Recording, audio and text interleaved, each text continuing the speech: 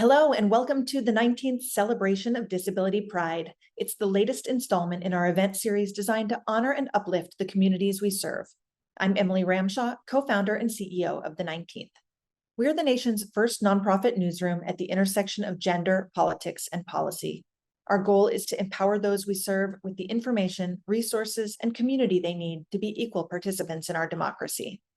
Today, we're talking about how important representation is for people with disabilities in our culture and the power of being able to tell your own story.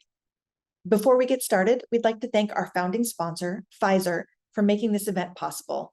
Here to share a few words is Christine Argema, Senior Manager of Diversity Sourcing.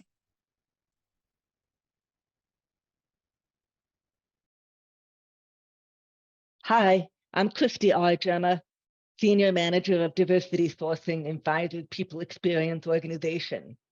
I'm deaf and have been for most of my life, following an early childhood illness. My life has not always been easy, but it has been rewarding. As a person with a disability, I know firsthand the challenges and triumphs that many of us face. According to the U.S. Department of Labor, in 2022, only 21% of people with a disability were employed, compared to 65% of people without disabilities. And when I started my career in the early 90s, recruiting and hiring individuals with disabilities was an afterthought for many employers. Education and disability accommodation was the responsibility of the individual. I was armed with a master's degree in physiology, but I heard an all too common excuse. I was overeducated and underskilled. I was unemployable. But I am resilient. After 7 years of no's with stints of unpaid volunteer work, I joined Pfizer in 1997. In my role, I am helping to build an inclusive culture that aligns with our diversity, equity, and inclusion strategy, including developing talent solutions to support individuals with disabilities, including those who have neurodivergence. I'm also an active member of Pfizer's Disability Colleague Resource Group, where we provide opportunities, support, and community for colleagues with disabilities, caregivers, and allies. We are proud to have a Disability CRG Board of Directors whose focus is building an inclusive workplace with tools and resources to ensure that every colleague is given opportunities to succeed. I am immensely proud to work with people who share my passion for DEI. We understand that progress doesn't happen in a silo. Allies are vital. And Pfizer has made a commitment to ensure every colleague feels seen, heard, and cared for. We know an investment in our people means more breakthroughs for our patients. It's also the right thing to do. There's a lot of work ahead, but for today, I hope you will join me in celebrating our wins. A quick reminder that while sponsors help keep the 19th events free for our readers and viewers to attend, they play no part in the programming of these conversations. Now, let's get into today's conversation. If you're posting online during today's event, please tag us. Our handle is 19th News. I'll now send it over to our caregiving reporter, Sara Luterman. Hello, everyone. I'm Sara Luterman, caregiving reporter at the 19th. I'm excited to be here with Carson Pickett. She is a defender for the National Women's Soccer League's Racing Louisville. She was born without a left forearm and became the first player with a limb difference to play for the U.S. women's national team. Thank you for joining us. Thank you so much for having me. I can't wait to talk. So you've talked a little bit in other interviews about how you used to feel embarrassed about your limb difference, but that you learned to embrace it. What did that journey look like for you? Yeah, so when I was younger, I think, as a girl growing up in today's society, it can be quite difficult to, especially if you have a physical disability, to grow up in today's society. So I think that it was challenging early on because I just didn't want to be any different than any of the other girls at school, or on the soccer field, or, really just in life in general. And so that carried with me for quite some time. Luckily, I don't know if it's lucky or unlucky, but I grew up in a private school. So I graduated with about 50 people. So everyone in that school knew my story. And so I didn't really have to explain myself growing up much. And I was on a soccer team with the same 5 best friends throughout my entire high school, middle school, and pretty much elementary career. And so again, I didn't have to ever explain myself because I always had the comfort of having people around me that knew me and knew my story. And it wasn't until college, my freshman year, I struggled as well, would wear hoodies in the dead heat of summer in Florida.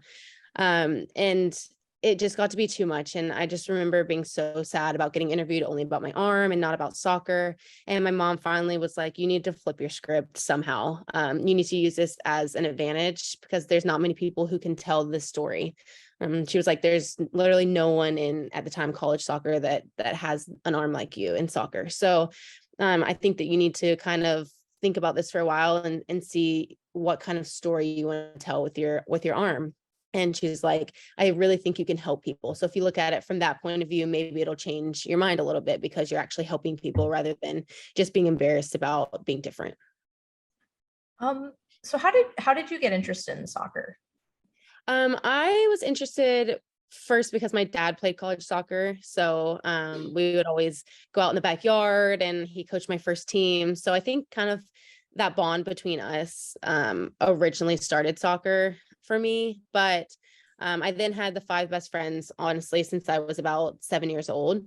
And I think that, having them and going to practice with them and, the orange slices on the sideline, all the things kids love growing up playing soccer, just kind of kept me interested. And then I played some other sports. I played tennis, basketball, I swam, but soccer really was the main sport that I was interested in and that I was good at.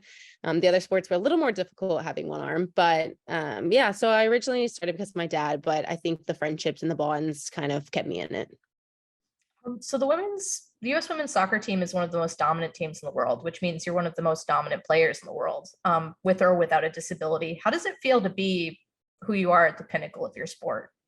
Yeah, I mean, I think sometimes we forget about it because we're just so involved in our own journey that you kind of don't step back sometimes and realize how good you really are, to be honest. And so I think sometimes, especially for me, I'm pretty humble, so I just want to get to the next level. I don't think about the next level, but sometimes it's nice to step back after I got my first cap and realize that I did just play for the United States women's national team. So that was a really cool experience. And the journey so far has been really great. And it's not always just about soccer, but again, about the bonds and friendships I've made along the way and the amazing people I've met that really make soccer exciting, really.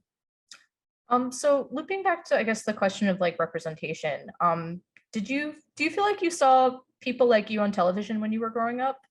Not at all. No, I never saw anyone like me on television. I think that's why it was so difficult to be different growing up because, it wasn't like you had Mia Hamm. Let's say Mia Hamm had one arm. It wasn't like, oh, I have one arm like Mia Hamm and she's awesome, so I'm awesome. Like no one knew anyone that was anyone with an arm. So I think it was kind of my own journey. And we didn't really have social media growing up at all. We had Facebook, but that was for your second cousins and aunts, so there wasn't much social media. And so I never really met many people growing up that looked like me, nor did I see anyone on television that was like me. So I think that was another difficult part of the journey is that I felt kind of alone sometimes.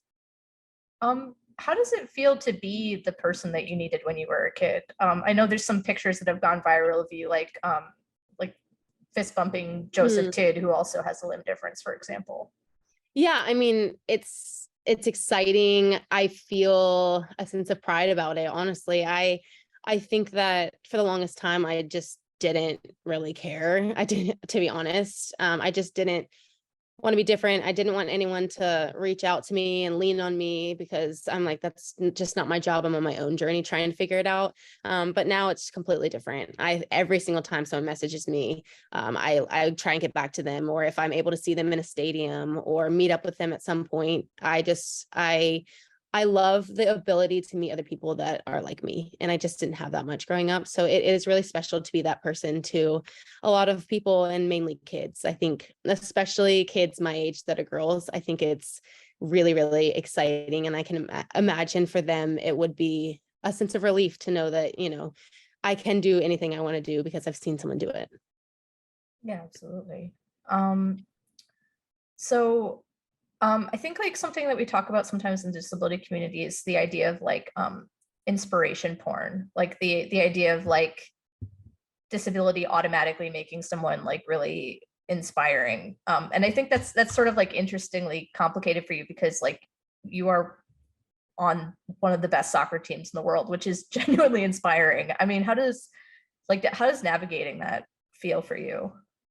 Yeah, I think sometimes I will say when people are like, oh, you're so inspiring and things like that, I do think it can be quite difficult. I don't know, for a little while, I was like, I don't know why it kind of frustrated me or annoyed me a little bit because I'm like, am I just inspirational because I'm missing a limb? Or is it because I'm missing a limb and, getting to the highest level in women's soccer? So sometimes I think, I get a bit frustrated when they're like, oh, you're so inspirational. And I'm like, do you know my story though? Or is it just because of something that you see?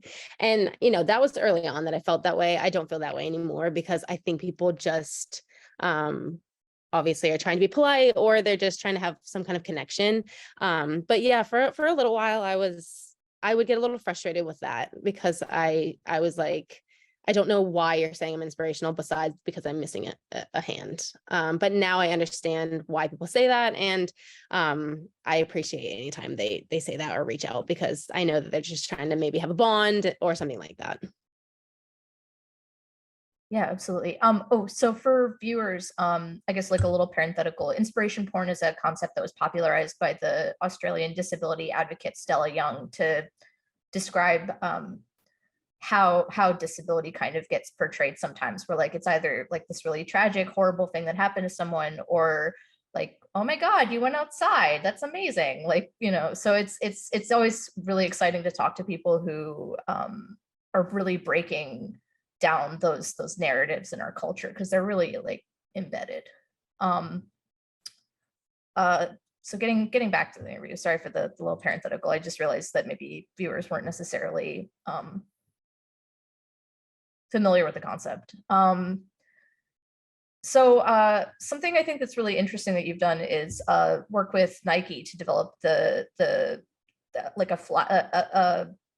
Phantom GT Fly Ease cleat.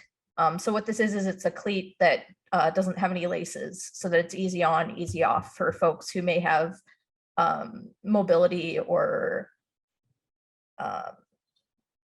other challenges like taking a shoe on and off. Can you tell me a little bit about what it was like working with Nike to develop this shoe? Yeah, absolutely. I honestly think this is one of the best experiences I've ever had. When a company like Nike reaches out to you, I am a Nike athlete, so I do work closely with them anyway. But when a company like that's so well known, worldwide, reaches out to you and asks for your help, I think just that, I didn't even know what it's about at first. And I was like, the fact that you're just asking for my help is already the most amazing thing I've ever done. So yeah, it was incredible. There's a guy who also is missing a hand that works with Nike, and him and a couple other people within, I think it was basketball to start.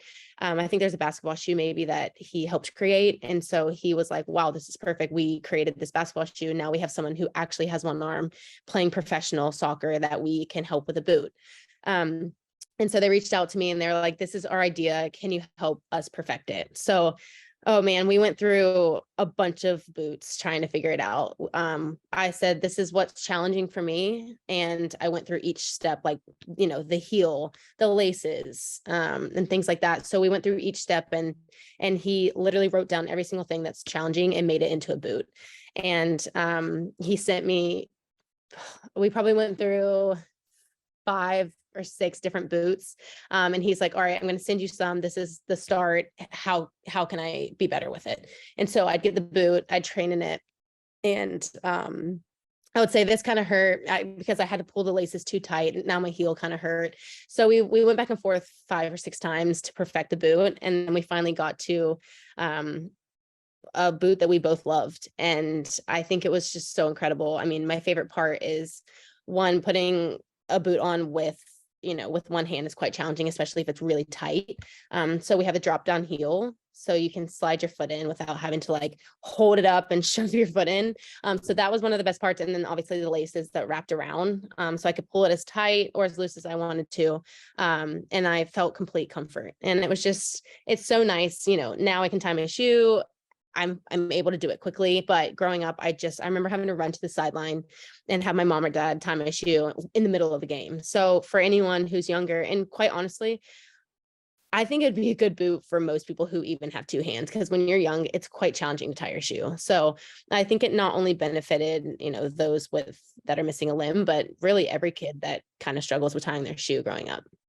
Something that I think is also really interesting about the product is that it's like actually for sale. I feel like a lot of the times like companies will do these like accessible products that get all this press and then like you can't actually buy it. I'm thinking in particular of like, so for example, like not to call anybody out, but like Olay, for example, had that accessible lid they got all that press for, and then it was you could never buy it. I think they ended up like releasing like a 3D printed thing you could get, but like it's not gonna happen. Yeah, so I just think it's really exciting that like this is an actual shoe that people can buy and wear and use. Was that important to you during the process, that like it actually be something people can get? For sure. Yeah. I mean, we can all come up with a million ideas and never do anything with them. So I think that when we do come up with such an amazing idea and perfect something that takes so long to make right, it's exciting to be able to share it and to be able to allow kids, adults, anybody to get this boot and to actually wear it and feel at ease like I did when I put it on. So that was really important for me as well, to make sure that it actually went on the market.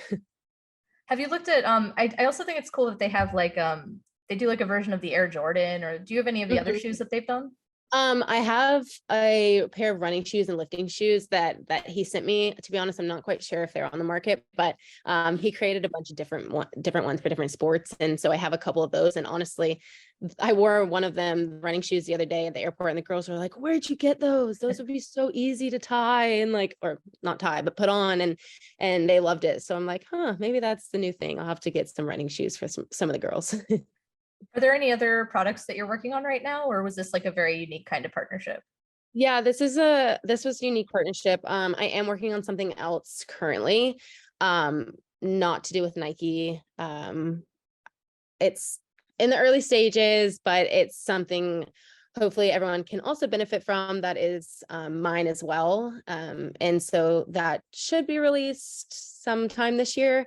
I can't say what it is yet, but it's going to be really exciting for me as well, because it is a part of nutrition and sports and things like that.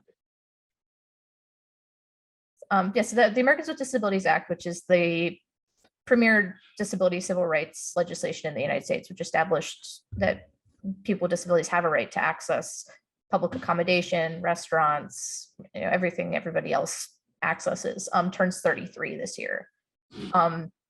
So you've basically lived your whole life with that, like with the Americans with Disabilities Act as part of your life. Have you ever, I mean, do you know what it was like for folks with limb differences before the ADA?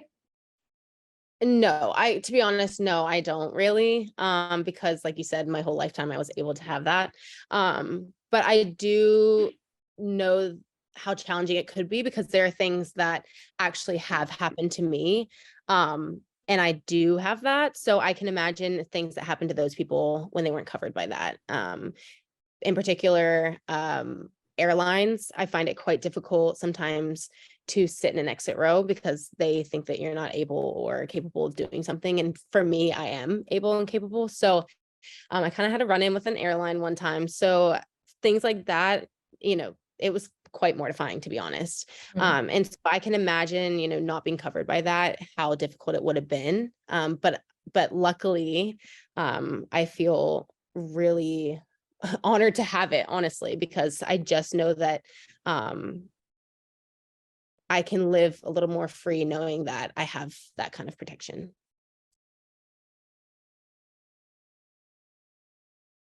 Since this is Disability Pride Month, I wanted to ask, what does disability pride mean to you? I think for me, it's just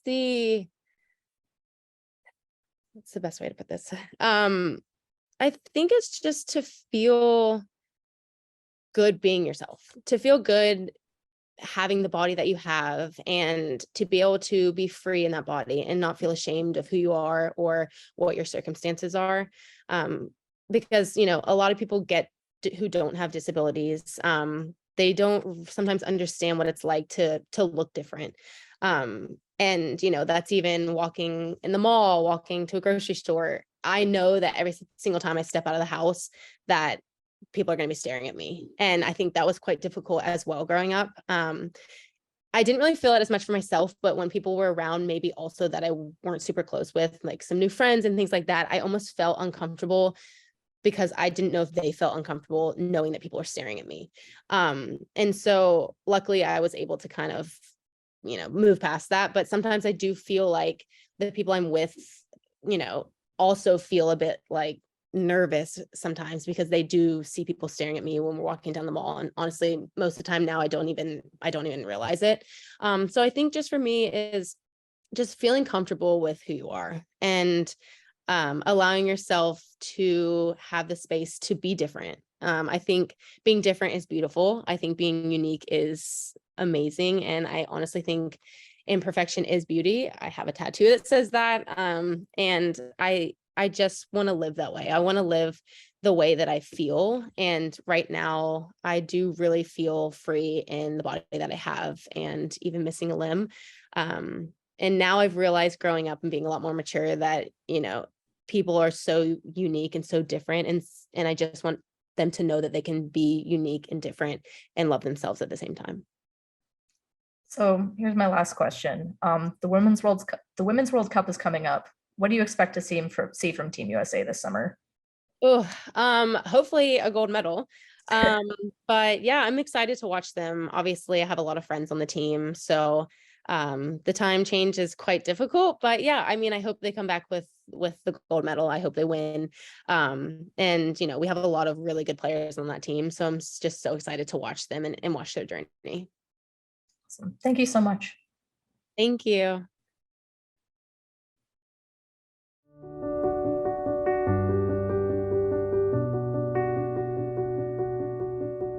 Hello, everyone. I'm Sara Luterman, caregiving reporter at the 19th. I'm excited to talk today with Raven Sutton, a disability advocate and influencer. You may recognize her from Netflix's popular reality television show, The Circle, where she became the first deaf contestant to compete on the program. Thank you so much for joining us today. Yes, thank you. Thank you so much. I'm so excited to be here. So Raven, you're third generation deaf, which means your parents and grandparents are also deaf. I think a lot of hearing and non-disabled people are unaware that there are whole deaf families out there. What was it like growing up in a household so entrenched in deaf culture?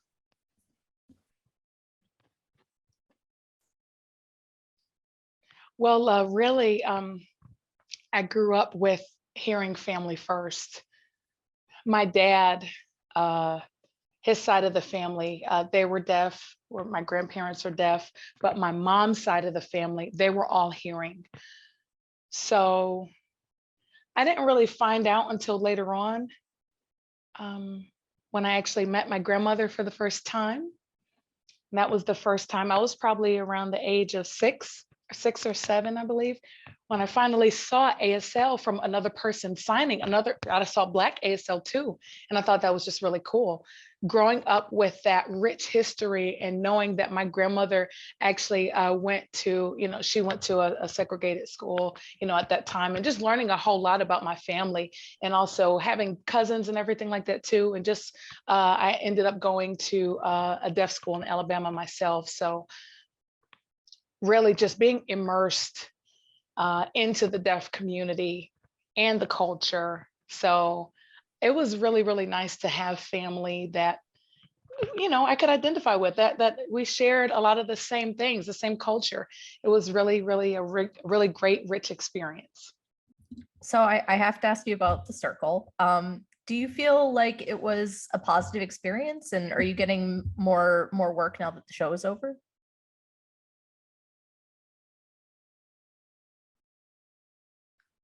So I'm actually being on this circle was definitely a positive experience for me, because that was actually the first time that they had a deaf person on the television show, also showing a Black deaf person being represented, which is not something that you see often, especially not on a big television screen like that. So I was really, really happy about that being on Netflix. It was a door open to learn about the deaf culture for other people. And to really just, yeah, they really worked with me, made it accessible for me and my experience on the show. It was awesome. And also, to answer your second question, yes, definitely. I have gotten more work since that show has ended. So since the circle, yes. Do you see very many deaf people on TV when you were growing up?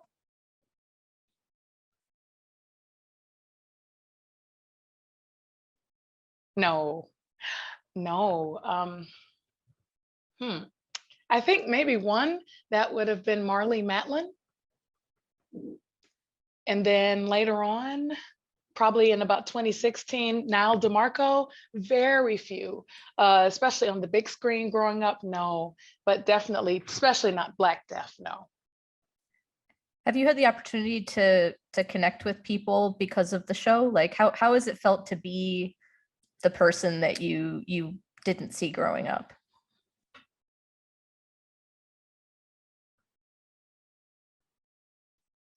It's really inspiring. It's an inspiring feeling, because it took me a minute. Well, first I was like, I'm on the show. I was enjoying everything. I was like, I think I can do it. I think I can win. And also to see a deaf representative on the show. But later on, it really hit me like, wow, people are really looking up to me now. And people actually can see themselves in me.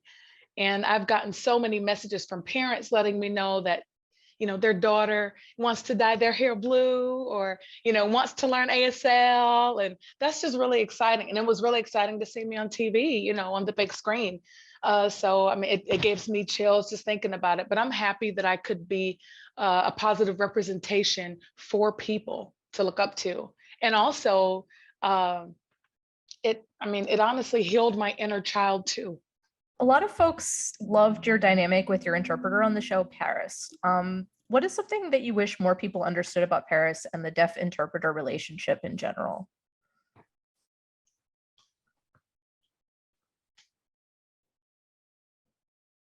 So many people already don't see interpreters often, especially not on a big screen. So they don't understand the point of the interpreter is very important,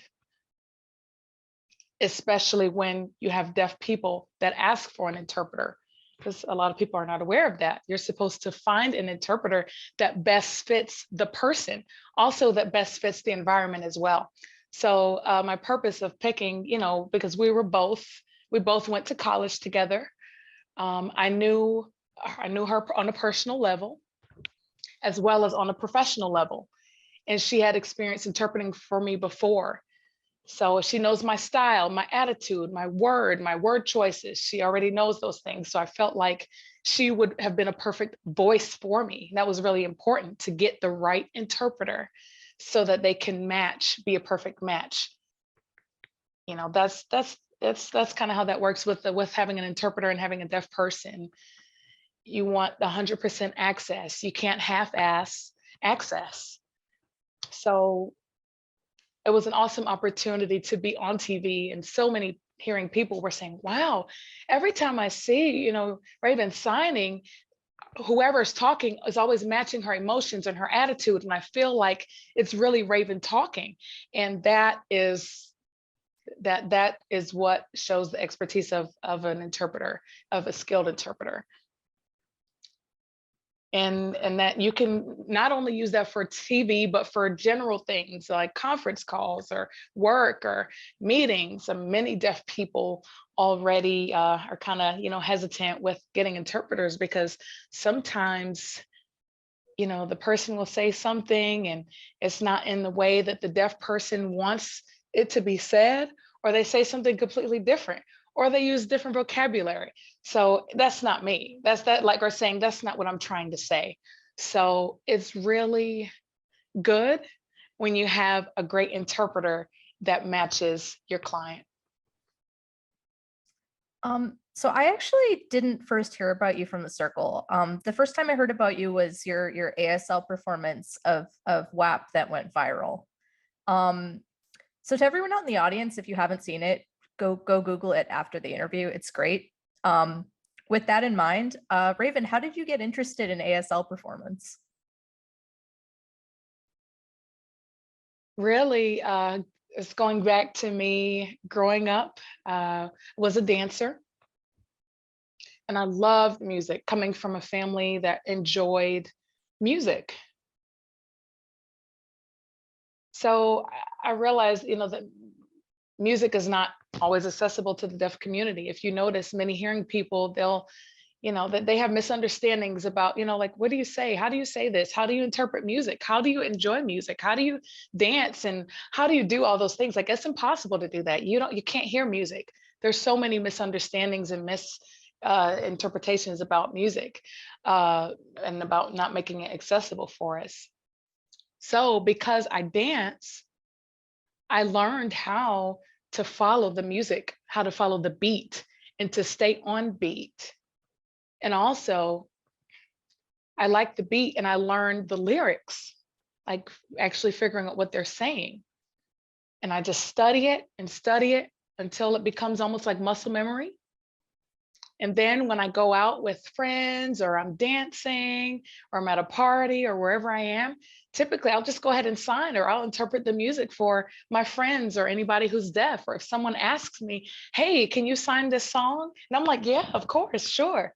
And then, every once in a while, I would post something on social media, on YouTube. Before I posted every once in a while. And then when COVID happened, I heard, the song WAP, and listened to the music, and I thought, hey, it would be awesome to see that in ASL. I never thought that it would actually go viral. So I posted it, not thinking much of it. And then I woke up the next day, and it had gone viral everywhere. It was everywhere. So, yeah. What makes ASL performance different than just translating a song, like just doing the words? What makes it special and different?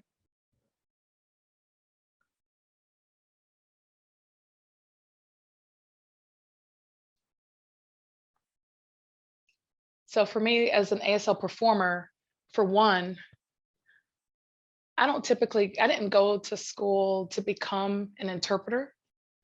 So I don't follow the interpreting code of ethics, or their, all the things that they have to do. But also, typically when I see different interpreters, I see, their job, they're basically just relaying the message. Whatever they hear is what they put out. Whatever they hear is what they say, and that's kind of how that is. And they'll just be standing there and signing. It depends on, the interpreter style. But ASL performance, it takes work. Literally practicing and studying music, just trying to figure out a different way to figure out how you can use, some of their language, some of the words, to also with my body. It's not just signing, and also dancing movements, signing, just doing different things and incorporating that into the interpretation. It's almost like telling a story, almost like an artist that's trying to, share something with everyone. So I don't interpret, but it's more of a performance. And I say that because when I actually go to like a music festival or something, and hearing people, they typically have permission to watch. They can watch the band play and listen to the band, and they have the dancers, and they have lights, and just all of that. You have a full show. But with the deaf people, they can watch the artist and all of that, but they miss the access as far as like, what are the words? What's actually happening? They can see it, they can feel it, but what are the words? That part is usually missing. So when they have to take their eyes off of the artist and off of the stage to look at me, I want to make sure that I'm matching what the artist is giving so that they can still enjoy it, enjoy the music, get into it. And like when you listen to music, hearing people, you know, they're nodding their heads, they're bopping their heads, they're moving and all that. I want the same equal access for a deaf person, for deaf people. When I'm moving and I'm getting into the music, you know, deaf people are watching me. I want them to be able to match my movements and my energy, you know, and feel the vibrations. It's just, you want to give them the full package. So there's been some controversy around ASL interpretation on platforms like TikTok. I think, for example, Amanda Morris, who's hard of hearing herself, highlighted the spread of fake sign language in a Washington Post piece. Why is it important for deaf creators to be centered in ASL performance work on social media and elsewhere?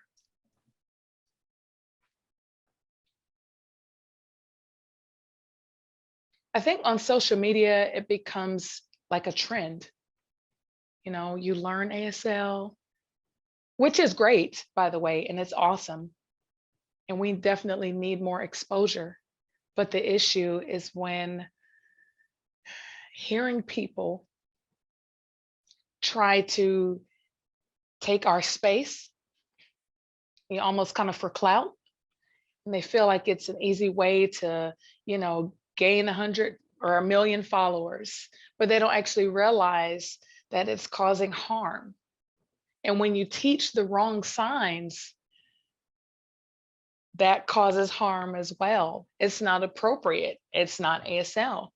So it's not okay to just take advantage of spreading false information. There's already a lot of, you know, misconceptions with our culture and misunderstandings with our culture. But it is great that people want to take ASL and have an appreciation for wanting to learn it, but also, like, you can't learn a lot about a culture from people, you know, from like a 10-second video clip. And you can't use that when you want to meet or when you end up meeting a deaf person face to face. You can't communicate a song lyric. You know what I mean? You can't communicate with, you know, the wrong signs. So it's great that people are wanting to learn, you know, sign language and the music and all of that. But at the end of the day, it's access for us. It's not just for their enjoyment, but it's, you know, they're trying to spread a message, you know, saying it's okay to learn about ASL and the culture, but find a way that you can help us as deaf people with access. Like, you can go viral on, you know, a video teaching ASL, but in real life, deaf people still are frustrated and struggling trying to find jobs, and are still struggling with getting an interpreter for doctor's appointments. And we still, you know, have those everyday challenges that we face. So it's like, it's great to want to learn sign language, even to songs, but what's next, you know? So you recently got to do an ASL performance live for Megan Thee Stallion. How did that happen and what was it like? Sorry, I realize that's like a big turn of tone. Oh, no. Okay. That was really just that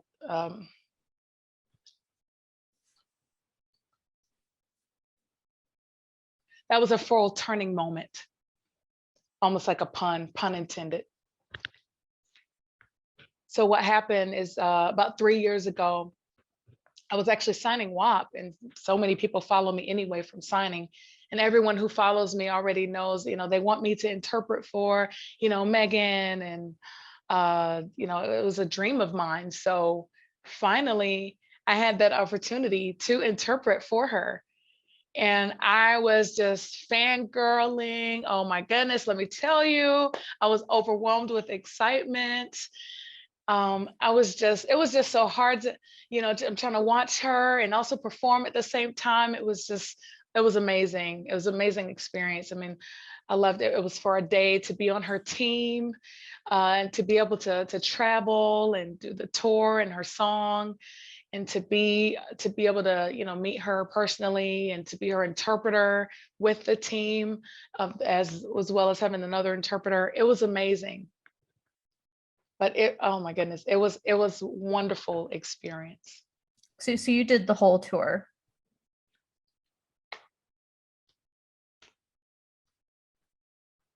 No, Oh, okay. it was only she came here for LA Pride.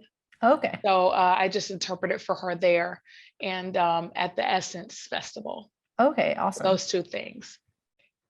But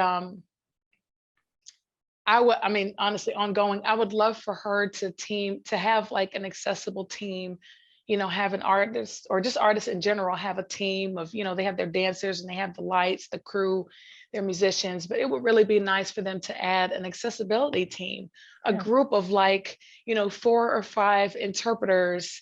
And when it's time, to go on tour, or you have different festivals and different songs or whatever, that we, to have that team be a part of the touring team and interpret all of the music, and have deaf people, that typically would struggle and would request for an interpreter, they'd be able to enjoy that because they'd have full access. So that would really be nice. So before you were a viral sensation and a reality TV star, you worked for Deaf Dawn DC. Can you tell me a little bit about what work Deaf Dawn DC does and why it's important?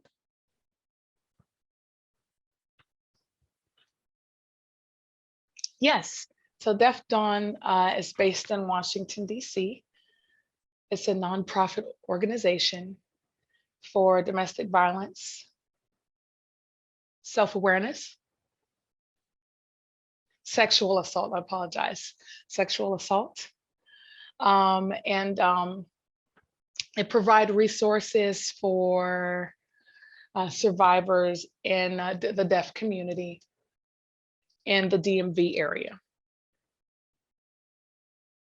Many of them have been based in shelters or organizations, but in DC, that's the only deaf-led organization that provides resources within the deaf community. And we also partner with those other hearing domestic violence organizations or agencies to provide presentations and kind of explain what that looks like within the deaf community, and how people can still provide services, even though it's for deaf people. So that was pretty much what working with them looked like, and helping people find resources such as shelter and food and transportation and clothing, hotels, whether it's for court, for needing a lawyer, just providing different resources to be able to help them with their basic needs. And that was what we provided. What are some of the specific issues and challenges that deaf women face when they seek help after surviving domestic violence or assault?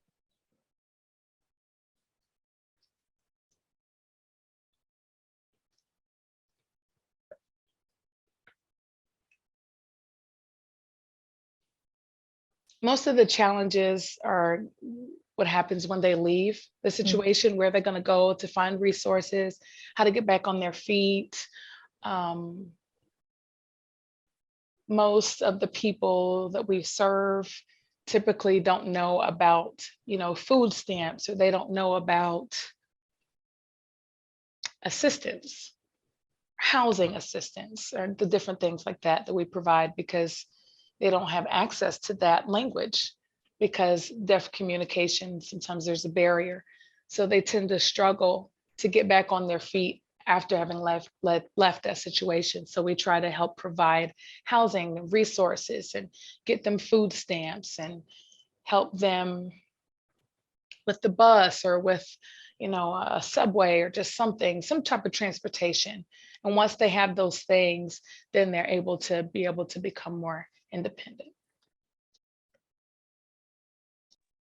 Also, we have a lot of deaf people in other countries as well. So that also like to help also with immigration law, different things like that. Do you have any projects coming up that you're really excited about?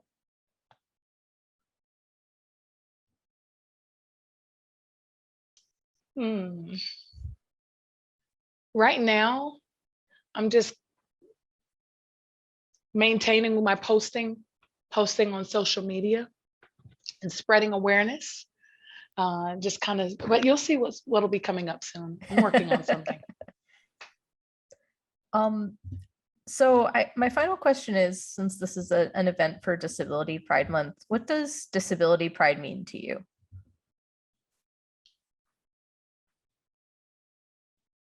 Disability pride to me means taking ownership and pride in who you are. You know, the world already tries to discriminate and be negative, but we don't have to allow that. We can stand strong, you know, and stand up for what you believe in and fight, you know, to be seen. No more, you know, pushing us away, but, you know, we're making noise and being seen, but it's time to take back what they tried to take from us. So, you know, we're getting back at that. So that's what pride, disability pride means to me. Awesome. Thank you so much. Thank you. Thank you, Sara, Raven, and Carson. Such an important conversation. We would also like to thank our sponsor, Pfizer, for making this event possible today. And thank you to all of you for tuning in today. We'll see you next time.